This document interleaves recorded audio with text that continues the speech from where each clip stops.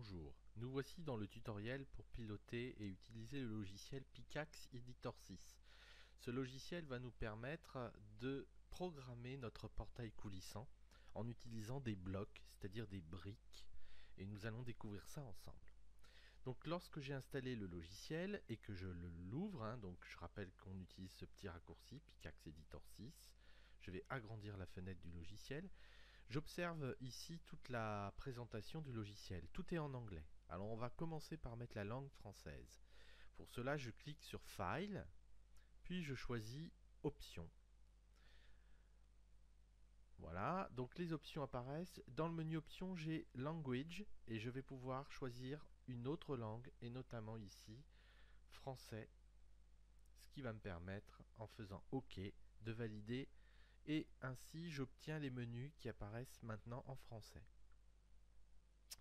Je vais fermer la fenêtre existante et je vais choisir un nouveau bloc list, c'est-à-dire qu'on va programmer avec des blocs, des briques. Vous retrouvez des menus. Alors si vous avez déjà fait du Scratch, on va retrouver des briques qui sont sensiblement similaires à du Scratch.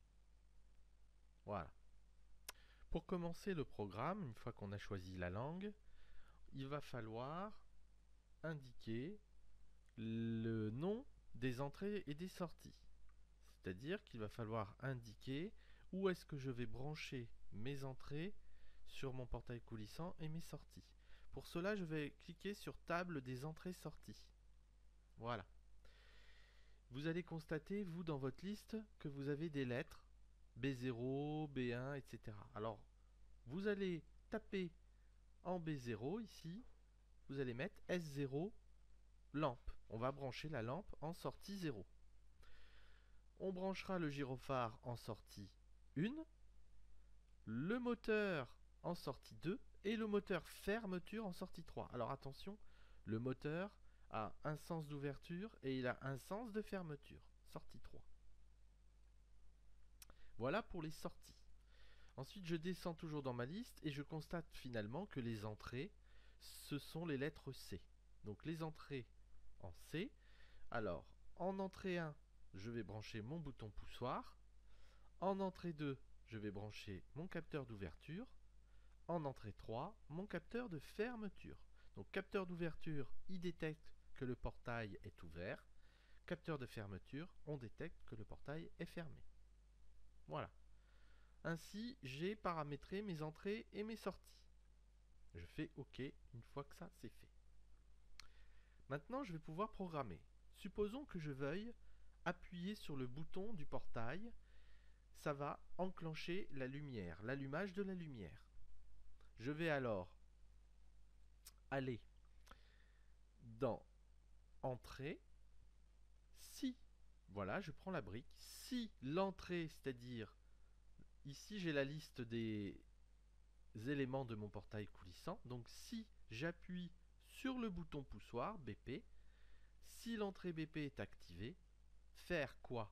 Eh bien, allumer le portail, donc la lumière plutôt. Donc je vais chercher la brique sortie et je vais lui demander de mettre la lampe sur activer. Voilà, donc si j'appuie sur le bouton poussoir, ou si le bouton poussoir est activé, faire activer la lampe. Notez qu'on peut ici désactiver aussi la lampe, bien évidemment. Le problème ici de ce programme, si je l'emboîte tout de suite, c'est qu'il ne va fonctionner qu'une seule fois. Moi, je voudrais qu'il fonctionne à chaque fois. Donc, je clique dans boucle et je vais trouver une boucle répétée indéfiniment. Ça veut dire qu'à chaque fois que j'appuie sur le bouton poussoir, la lampe va être activée. Une fois que j'ai branché mon boîtier Autoprog, qu'est-ce qui va se passer? Je vais cliquer sur actualiser les ports et dans la liste ici, je vois mon fameux AX27 Pickaxe USB. Donc, il détecte automatiquement la bonne prise USB. Voilà. À partir de là, je vais pouvoir télécharger ce programme dans mon boîtier Autoprog. Pour cela, je vais cliquer ici sur exécuter. Et en bas à droite, vous avez ici, vous voyez le chargement, une barre de chargement qui est en train de se faire. Mon chargement du programme dans mon boîtier Autoprog. Alors, nous voici sur la maquette. Nous allons vérifier un petit peu un certain nombre de choses. Tout d'abord sur le boîtier Autoproc, je vois bien mon câblage et les branchements.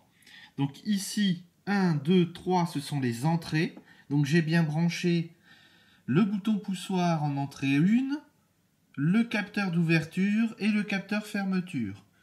Sur les sorties, je vais retrouver la lampe, le gyrophare, le moteur d'ouverture et le moteur de fermeture. Vu que j'ai programmé uniquement la lampe, je vais appuyer sur le bouton